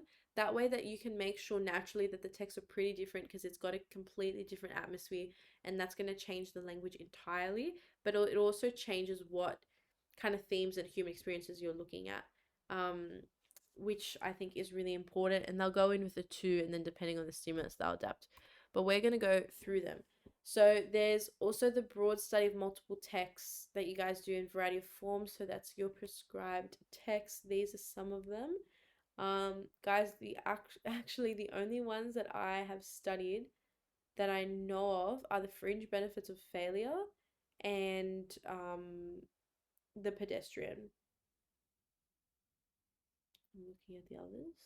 Yeah, those are the two that I know. So if you do have any specific questions on those for the live chat, please let me know. I'm more than happy to add. Anyways, for audience impact, it's to describe the world around them. That's why you're writing a creative piece, to describe the world around you. It's to evoke emotion. It's to share a perspective, but it's also to share a vision. And you really have to get into that cap where it's like I'm a crafter of writing, and really just try to write as figuratively as you can and make it sound, if you are planning to do a creative. And of course, if you're planning to discursive, we'll talk about that one as well. Now, like I said, they can play with mark allocations and tricky questions, enforce other restrictions related to your prescribed text to see how you respond creatively. So let's look at these ones. Now, this one, 12 marker, and it has to end with the provided image. I wanted to show you guys this one because this is from the 2019 HSC, and a lot of people thought that you had to take this literally. Like your character physically had to end up in an alleyway with graffiti. That's not true though. And a it's not a mistake because it's not bad if you do this, and it's completely fine if your character does end up with it. But HSC markers have said, and what they say for the Band 6 students is that Band 6 students across standard and advanced are taking metaphorical approaches at it. So instead of just looking at this picture and thinking, oh, it's just like some street art, you can talk about the path and how it's narrow but it feels long. And there's obviously a journey to get there, but has your character taken the first step, or are they just frozen? And it's kind of like the metaphor of journeys and taking that step and discovery and self-growth. You could also talk about the unknown, and you don't really know what's next and what's at the end, like you can't really see. But is your character ready to go find out, or do they want to stay in their comfort zone? I know it sounds like waffling. That's because it is waffling. But all those metaphors give you more opportunity to talk about your text. So instead of thinking like, oh my gosh, I've got this really sweet story and now my character just has to randomly end up in some like street art alleyway. No, your text can still end about having to make a decision, having to honestly pick between two sides as well. See how there's the line down the middle and then there's two opposing sides, and it's like, well, where do you stand? It can definitely be something on conflict. It can be about appearance and reality. It can be something about art if you wanted to make it metaphorical. um it's up to you, and I'm not saying you can't talk about street art and maybe you end up adding like street art to your text. That's completely fine, but it's just not the only thing that you can do, and you can take it metaphorically. And if you do take it metaphorically, not only do you open more opportunities to talk about and like link your story more, but you also it's kind of like brownie points for your marker, so we're a fan. They love setting the most random settings, so use the above image to write creatively about a character's response to entering this unfamiliar setting for the first time. For this one, this is good because all that you really have to change is just kind of adding a paragraph on the setting. Your entire story can take place here, but it's just about this setting, and what about this setting makes your character think, or like kind of um, gives you the exact one. Um, but yeah, that's all you can really do. Again, this is actually from a Nessa sample paper. This isn't from any past paper. They have never done anything like this. It is a bit strange, but I wanted to show you guys just in case, because if Nessa's put it in their sample papers, literally anything's possible. But if you did get this, you could still use the same character, still use the same story, but you'd probably have to cut out a paragraph from it and chop it out with the characters responding to entering the unfamiliar setting, and maybe they're sitting down and they bring someone with them, or they're on the phone, or whatever your story is. And then as they're doing that, you can just add a couple extra lines throughout the piece about the unfamiliar setting and how it's so outside the comfort zone, etc. Here we've got a 12 marker and an 8 marker. So we've got this one: I must go down to the seas again, to the lonely sea and the sky. A lie get Or you can do: a lie gets halfway around the world before the truth has a chance to get its pants on. Which both of them are very imaginative lines, and it's very much how you take them. And maybe your story is about a lie and you've got some type of deceit or betrayal. If you get that, then that's perfect. Or maybe you've actually got something about the water or the ocean, or maybe you're just talking about um, loneliness or nature, and this is going to fit perfectly. Either one, it's just an example of how you can adapt it to the stimulus. Here we've got, and this is what I mean when they can do this is cruel. So this was compose a piece of imaginative writing that is set in a significant place, so it has to have a specific setting. This from the 2020 paper, and again, 20 marks straight creative, no reflection. They don't even give you the option to write a discursive. It's just a creative. So if you are planning on doing a discursive, I do recommend just at least have a creative idea in the back of your head, just in case. Um, because you don't know what they can give you and you don't want to end up like this. And if you are going with creative, everyone's like, oh my gosh, what if they ask for a 20 mark discursive? They haven't done it yet. I can't say it's 0% chance, but it is pretty unlikely. A lot of schools actually dodge discursives because they don't want to teach their students and confuse them. Um, but yeah, in this case, you'd need a 1,000 word story, which is why I think that that technique that I was using, where I had the same story, but it was just a longer version, and I literally just added like a flashback and low key some extra trauma to her, that could make it a bit longer, and it works for me. But for this one, the stimulus is, this is my world now, it can be yours too if you like. A place can soak through your skin like sweat and ooze in your heart and soul. Breathe it in and let me tell you a story. Now, you can actually talk about a story time, and like it can actually be like maybe like a parent telling their child their story. It doesn't tell you who it's talking to. Or you can tell, you can do, and you can make a whole kind of metaphor out of this story. It's a place can soak through your skin. And really that focus on place is why setting is so important in common mod. Now, sometimes you're asked to incorporate the stimulus in the response, and you can achieve this in many ways. So you can either straight away, like as soon as the text starts, bring up the stimulus, and make it very direct. And that also makes sure that you don't forget about it completely. You can do it in the middle, and you can kind of draft a block, which maybe like you have the stimulus, and then you fit it in the rest, or you can do it at the end. I feel like I always did it at the end, but looking back and just looking at how a lot of students perform, you're much better off doing it in the opening in the middle, because you don't want to like link to it too late and the whole time your mark is like, oh, where's the stimulus, and they're like, oh, it's there. You don't want that to happen. It's just not worth it. And it's just a bit risky. So I feel like it's definitely not bad, and I did it, and I still was really happy with my mod C marks doing that. But I think that for stimulus, incorporating it, especially word for word, don't ever put like the whole paragraph. Like, let's say you wanted to put in this stimulus, you could start it with this is my word now, comma, and add in your quote. Then not until the next paragraph you say, breathe it in, I need to tell you, or like, let me tell you a story, and just kind of splitting it up, so it's not like, okay, let me just dump all of this here. um there's this one, I found something extraordinary in the ordinary. Use a statement as an ending line for a creative. So it actually ends on that, and it's a 20 mark creative. Um, so that's where sometimes you will have to subvert your story. Maybe if it's a bad ending, it has to be a happy ending, which is why I'm like, always just have different versions of your story. I had a version of my story that had a happy ending. I had a version with a sad ending. I had a version where you really love the protagonist, and I had one where you absolutely despise her and you like don't understand, and she's like an unlikable protagonist. And I just had different versions of the same piece, just so in case it wasn't going to fit the stimulus I had, even though I was going in with, because a lot of people like, oh, as if you only went in with one piece, but that one piece was so adaptable, and I had practiced adapting it and had it planned out just in case. Now, this is part of just kind of an exemplar that you can read for language.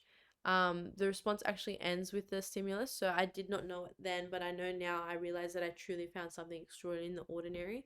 And yeah, that's just a way that you can bring it in. But it skillfully integrates not only the craft of writing, but also just the figurative language. I think if you're struggling with writing creatively, and if you keep getting advice that's like, oh, you're doing too much telling instead of showing, my best advice is to stop and go to Pinterest. Honestly, Pinterest was my best friend during year 12. And whenever I would write anything, and still to this day, because I have to do creative writing units for uni, because for some reason I decided to become an English teacher. Sorry, that sounds bad. I'm very happy with my course. I'm just not happy that I have to relearn Mod C. I was like, I thought we left this in year 12. Anyways, even in uni to this day, I still use Pinterest for inspiration. So if you're writing a story on disconnection, for example, go into Pinterest, search disconnection poems, and I promise you, you will find some of the most beautiful poems, so well written, and they'll just make you just feel inspired, and you can kind of set the standard. Of course, like, these are very popular poets, and you're not going to expect it to go exactly to that quality and that level of value, but it's really just good um to just have that inspiration and just to kind of expose yourself. I know everyone's like, oh, just like read more. Trials is in 3 weeks. I don't have time to pick up 10 books and all of a sudden start reading. Like, and really like fix up my creative flair. Like, definitely in the long term and working towards HSC, if you want to start reading more, it will help your writing. But figurative language, you can really get help from it by exposing yourself just to poems, I think, because they're really quick on the metaphors. You can also use a stimulus as a central idea. Um, and that's sometimes they can ask you about it, but you can just kind of brainstorm some words that associate with the stimulus and integrate it so you're making connections to it. And I think the most important thing is that if you think of the stimulus as kind of like the outline of the puzzle, and the bigger picture remains the same, but you have to design the way that the piece fit themselves and make it all fit. Is how the stimulus works. Like, it's completely up to you how you're going to fit it in, and you hold that power. But that's why having a broad piece to begin with is always just going to be the goal. Um, so let's say, using the provided stimulus as central idea, compose an opening, and it's got this stimulus of the light bulb here. And for this one, we've got the fear, um, and then it's linking it to the piece. Um, Now, this is a persuasive nature, and you can write a persuasive text. Now, I'm not actually sure, and I'll ask you guys on the live chat who's doing a creative and who's doing a discursive. You can do a persuasive, but it's not necessary, and it's not always assessed. While creative has been assessed 4 out of 4 times, so it is the safest option to do. Um, these are just some techniques that you can work through if you wanted to. I just wanted to put them for anyone that wants them. But it's just using logic, proof, and reason to create your judgments and then building on the credibility. But I just wanted to honestly put some stuff in here for you guys to have if anyone specifically was doing persuasive writing. Um, but persuasive obviously is very different to discursive. Guys, think back to NAPLAN. Seriously, when I was in year 12, I was like, I still don't know what a discursive was. I was like, wait a second. Persuasive, you're proving it and you've got this predetermined argument and you're like, this is what you're going to do and you're going to believe me and this is why I'm going to convince you. Discursive is like a discussion. And on a discussion, when we write discussions for NAPLAN, you might have like 2 points for, 2 points against. And then the audience is left to decide which one they want to have their stance on. So you're presenting multiple arguments and opinions. That's the difference with discursive. You can do an informative, but again, it's not always specified. I'm not very sure that anyone is planning on that. So personally, I'm going to slip this slide and this one. But in case you are thinking about it, it is an option. I've just never heard anyone say that they're considering it. Let's talk about reflective writing. So you can get a 10 marker, you can get an 8 marker, you never know what it's going to be. If it's going to be a 10 marker, you should be spending 20 minutes on your creative and 20 minutes on your reflection, because then you can hit the 40-minute timer. Do not rush your reflection, guys. Even if it's out of 5, it is very easy to get those marks there than it is to get full marks on the creative writing section. It is much, much easier, and I only say that because your reflection is kind of like a baby short answer. It's like a little short answer, except you're hyping yourself up. And it's like, this is why my work is good, and you get to write it completely in the first person, which makes it easy to write too. And you're kind of like, oh, my clever metaphor here, I skillfully utilized a simile here, and whatever. You would just continue. So this is an example of a reflection that you guys can use as a goal. Again, I wanted to just put stuff on here. Like, I'm not going to sit here and read the whole thing and bore you guys because I'm already talking so much. But this is more for anyone who's coming back to the lectures or who's downloading the slides, if they want to be able to compare your reflection to someone else's and to just be able to look like, okay, what's an exemplar? What's mine at? What are they doing that I'm not? I think having others next to you is going to help a lot. Now, for constructing notes for Mod C, I definitely think that having some stuff on your prescribed text is so important, because if you get a reflection, and it is likely that you get one, is very, very likely that they ask you on your prescribed text. Now, for your prescribed text, all you really have to say is that um, you are either going to be influenced by what your text is about. So let's say you're doing the pedestrian, it's very much about conformity and isolation, and your text is also in conformity and isolation, then you'd say conceptually I was inspired by it.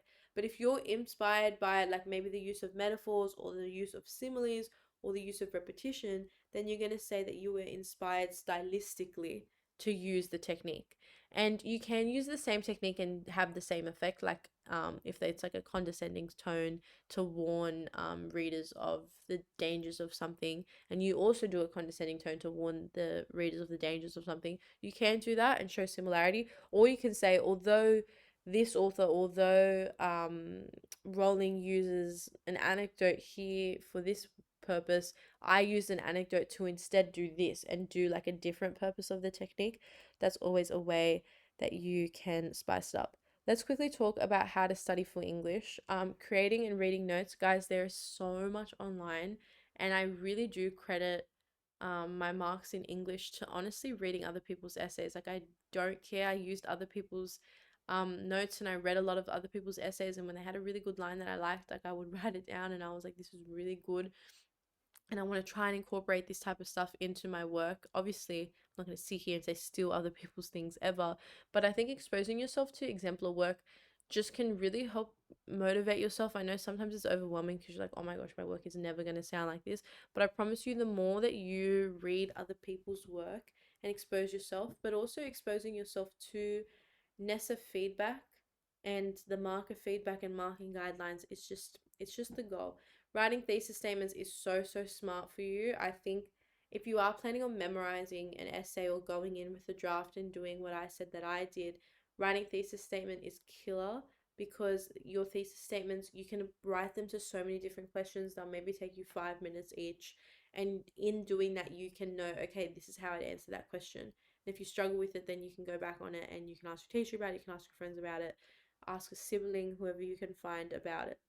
Writing essay plans is another thing. Essay plans really are just like your kind of like base essay, I guess, or like that draft essay that I said I did. And then writing full practice essays, again, you don't have to sit the full 2 hour plus paper, but if you wanted to, nothing's stopping you. Different way to structure your notes. You can do like just quotes, and I would do that. I had like 1 page of notes that was seriously just like a table of all my quotes and then the technique. Personally, notes weren't working for me in English. Like, I couldn't do those tables, and then having like notes on like all the themes and stuff just didn't really help me. For me, what always worked with note taking and like my English work was, I knew for common mod, mod A and mod B, that they're gonna ask me a 20-mark essay. That's all that they can, like that's all they're gonna give you. I knew that, so I was like, well, why am I gonna memorize dot points and memorize and try and study with notes when I know that it's gonna be assessed in this format? And that's why I studied with essays, and by writing a practice essay and then practicing that with so many different questions, that really helped as well. And you can also, like, your notes can be paragraphs, like your notes can be essays. That's completely fine. When I first started, and these were my T.S. Eliot ones for mod B, as I was going in class, I had like notes like this where they were kind of dot pointed, but then as I got towards trials and HSC, my notes were literally just essays. So when I walked into my trials, I had like a stapler of like my common mod essay, then another thing of my mod A, my mod B, and then a stapled copy of like my different mod C's, depending on what question, if it was 15 or 20 or 10 or 12, whatever it was that it was. So going into the HSC and trials, I think I had less than, I put the text small, I'll say it, but I think I had less than 15 pages of notes altogether, and I had all 4 modules. But that's only because I had worked on making a base that was so broad, um, and just so general, because I had done a lot of module work as well. And I'm so sorry that I sit here like defining like this is what a human experience is, at this early time in the morning, but it just can make such a difference in your marks, the module work, and it's just so often ignored, and it's such an easy way to get marks. And then before I would write my essay, I'd kind of do like these essay plans where I'd kind of map out my thesis, because it's really hard to just like sit there and write like a full essay. But if you have a plan and you're like, okay, these are the quotes I'm going to use, this is like my first body paragraph, this is my second, this is what I'm going to say in my conclusion, it can really just set up the goal for you. And then right before my HSC and right before my trials, I transformed them to paragraphs, and those paragraphs were really broad, so I could fit them to a lot of things. So that's my advice. Again, up to you. You don't have to follow that. Personally, it worked for me, and I was just memorizing my quotes, techniques, analysis, and then my topic sentences and my thesis. but realistically your thesis is going to be different for every single question. I was just really trying to practice with different type of thesis ideas, and this was some of my others, and I was just writing practice essays. Now for the common module unseen text section, the best thing you can do for yourself is practice. And honestly, for the entire paper, the best thing you can do for yourself is practicing as much as possible.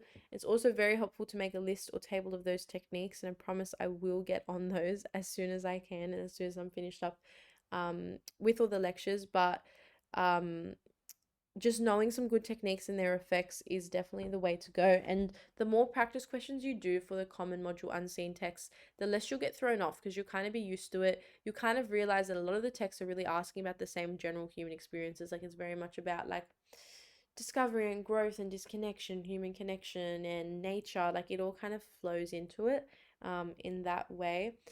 Same for Mod C. I think the best way to prepare for it is to practice. I think if you like choose a topic or you choose like a plot or a character that you really like, and then try writing like a creative about it or try writing a discursive on it, it's up to you. Personally, I did not have a discursive planned. I had like an idea and I was like, you know what, like if they give a discursive, I'll write one. And I already had my idea and I was like, I'm going to write on this. And I think I wrote it once. Like I wrote a first draft just to make sure I knew enough to write about it. But I was really confident with my creative writing by the end of it because I had worked a lot and just tried my best to get also as many people as possible to read it. I know it's horrifying to send your mod C to people. It's like so humbling to sit there and read it and be like, I'm gonna let other people see what a bad creative writer I am. But the more people that read it, and a lot of your friends can just give advice for what sounds cliche, what to fix. Jackpot when when you send it to someone and they like instead of just leaving like a comment and being like, oh, this sounds cliche, they put like comma, instead do this, and they say like even better ways that you can use your language. That is the jackpot. That is the absolute goal that we are aiming for. Now, for trial approach and tips for memorizing quotes, there are so many different things that you can do. Everybody's different. Personally, for me, reading them out like aloud was the only thing that was working. And then what I would do, I would like, this is so mean to myself, but let's say I had like 8 quotes to memorize for an essay. I'd go through all 8. I'd start with 1 and I'd memorize it. And once that was done, that was fine. Then I'd go to 2, I'd memorize 2. And then after 2, I'd go back to 1. And then it was time to repeat 1 and 2. Then if I got that right, I'm going to go to 3. I'm going to learn 3. Once I know 3, repeat 1, 2, 3.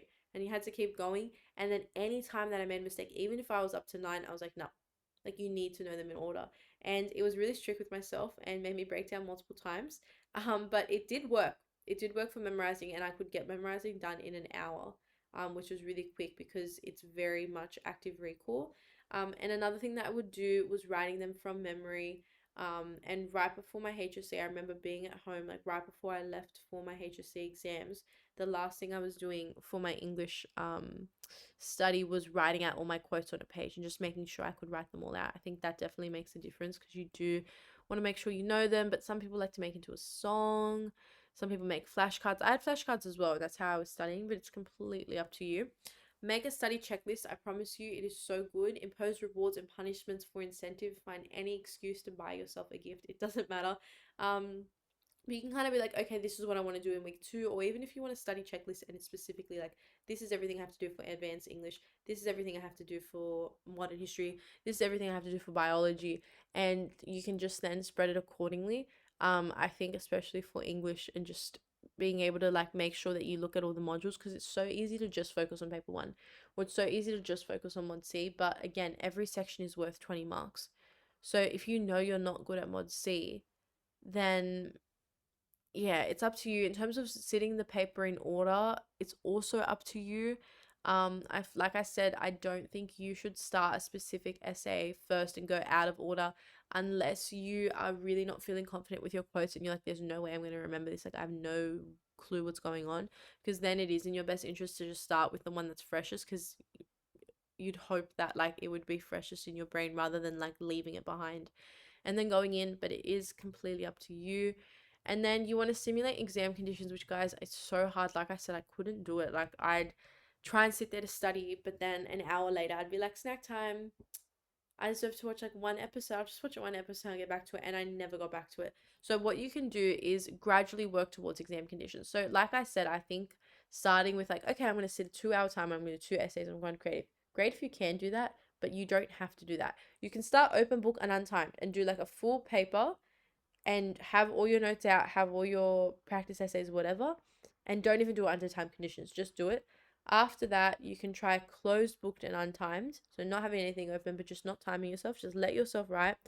Once you've done that, then you can go open booked but timed. And when it's open book and timed, you don't have time to look at the book. Like, you gotta get moving. You gotta get moving. And then as a last resort, and then from then you can get to closed booked and timed. And stuff like this I believe in so much because I think that having just that high expectation is hard and it just increases the pressure. But if you know, like, okay, well, I'm gonna sit a past paper, but it's no time condition, it's just an open book. You don't have to feel guilty about that. There's nothing embarrassing about that. I did that so many times.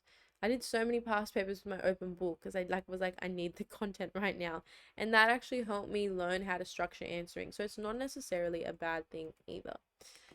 And give yourself less time when you're preparing. So like I said, if you've got 40 minutes to write your like mod A essay, try to see if you can write it in 35, only because you want to give time for proofreading but also for mind blanks. I don't know if you guys also suffer from this, but I got it all the time in English Advanced where I would literally just forget what I was saying for a minute, just sit there like holding my pen, like what was my point, like, oh, I was going to say something, I was going to say something, and trying to remember. You want to give yourself the time, and I feel like minimum 2 minutes, like try to get your essay to 35 to 38 minutes, so at least you have 2 minutes just so you finish it and so you can be confident in that. Otherwise, guys, look at me, I'm ending with a super emotional quote from my point, super motivational, but I really hope that you got a lot from this lecture. I hope that if the live chat was going off, then we were having a fun time and you guys got some from that as well. Again, you can download these slides if you want to come back to them, and I do recommend it only because I put on all those exemplars so you guys can come back to it if you ever want to compare or get some ideas. But you can access this recording. You can access this recording for the rest of the year. So if you do need to come back, or if there's a certain section, or you're feeling a bit nervous from what's right before and you just want some advice, or you forget something from it, you're all good to come back. But I wish you guys all the best in trials and also in your HSC. I think it's so good that you guys signed up to come in your holidays to it. It's showing a lot of initiative. And because of that, I just know you're all going to get fan sixes. That's all good. I hope you guys enjoy the lecture and you're not too tired of my voice because I know I 100% am, and me rubbing my eye half the time. But have a good one, guys. All the best in your trials.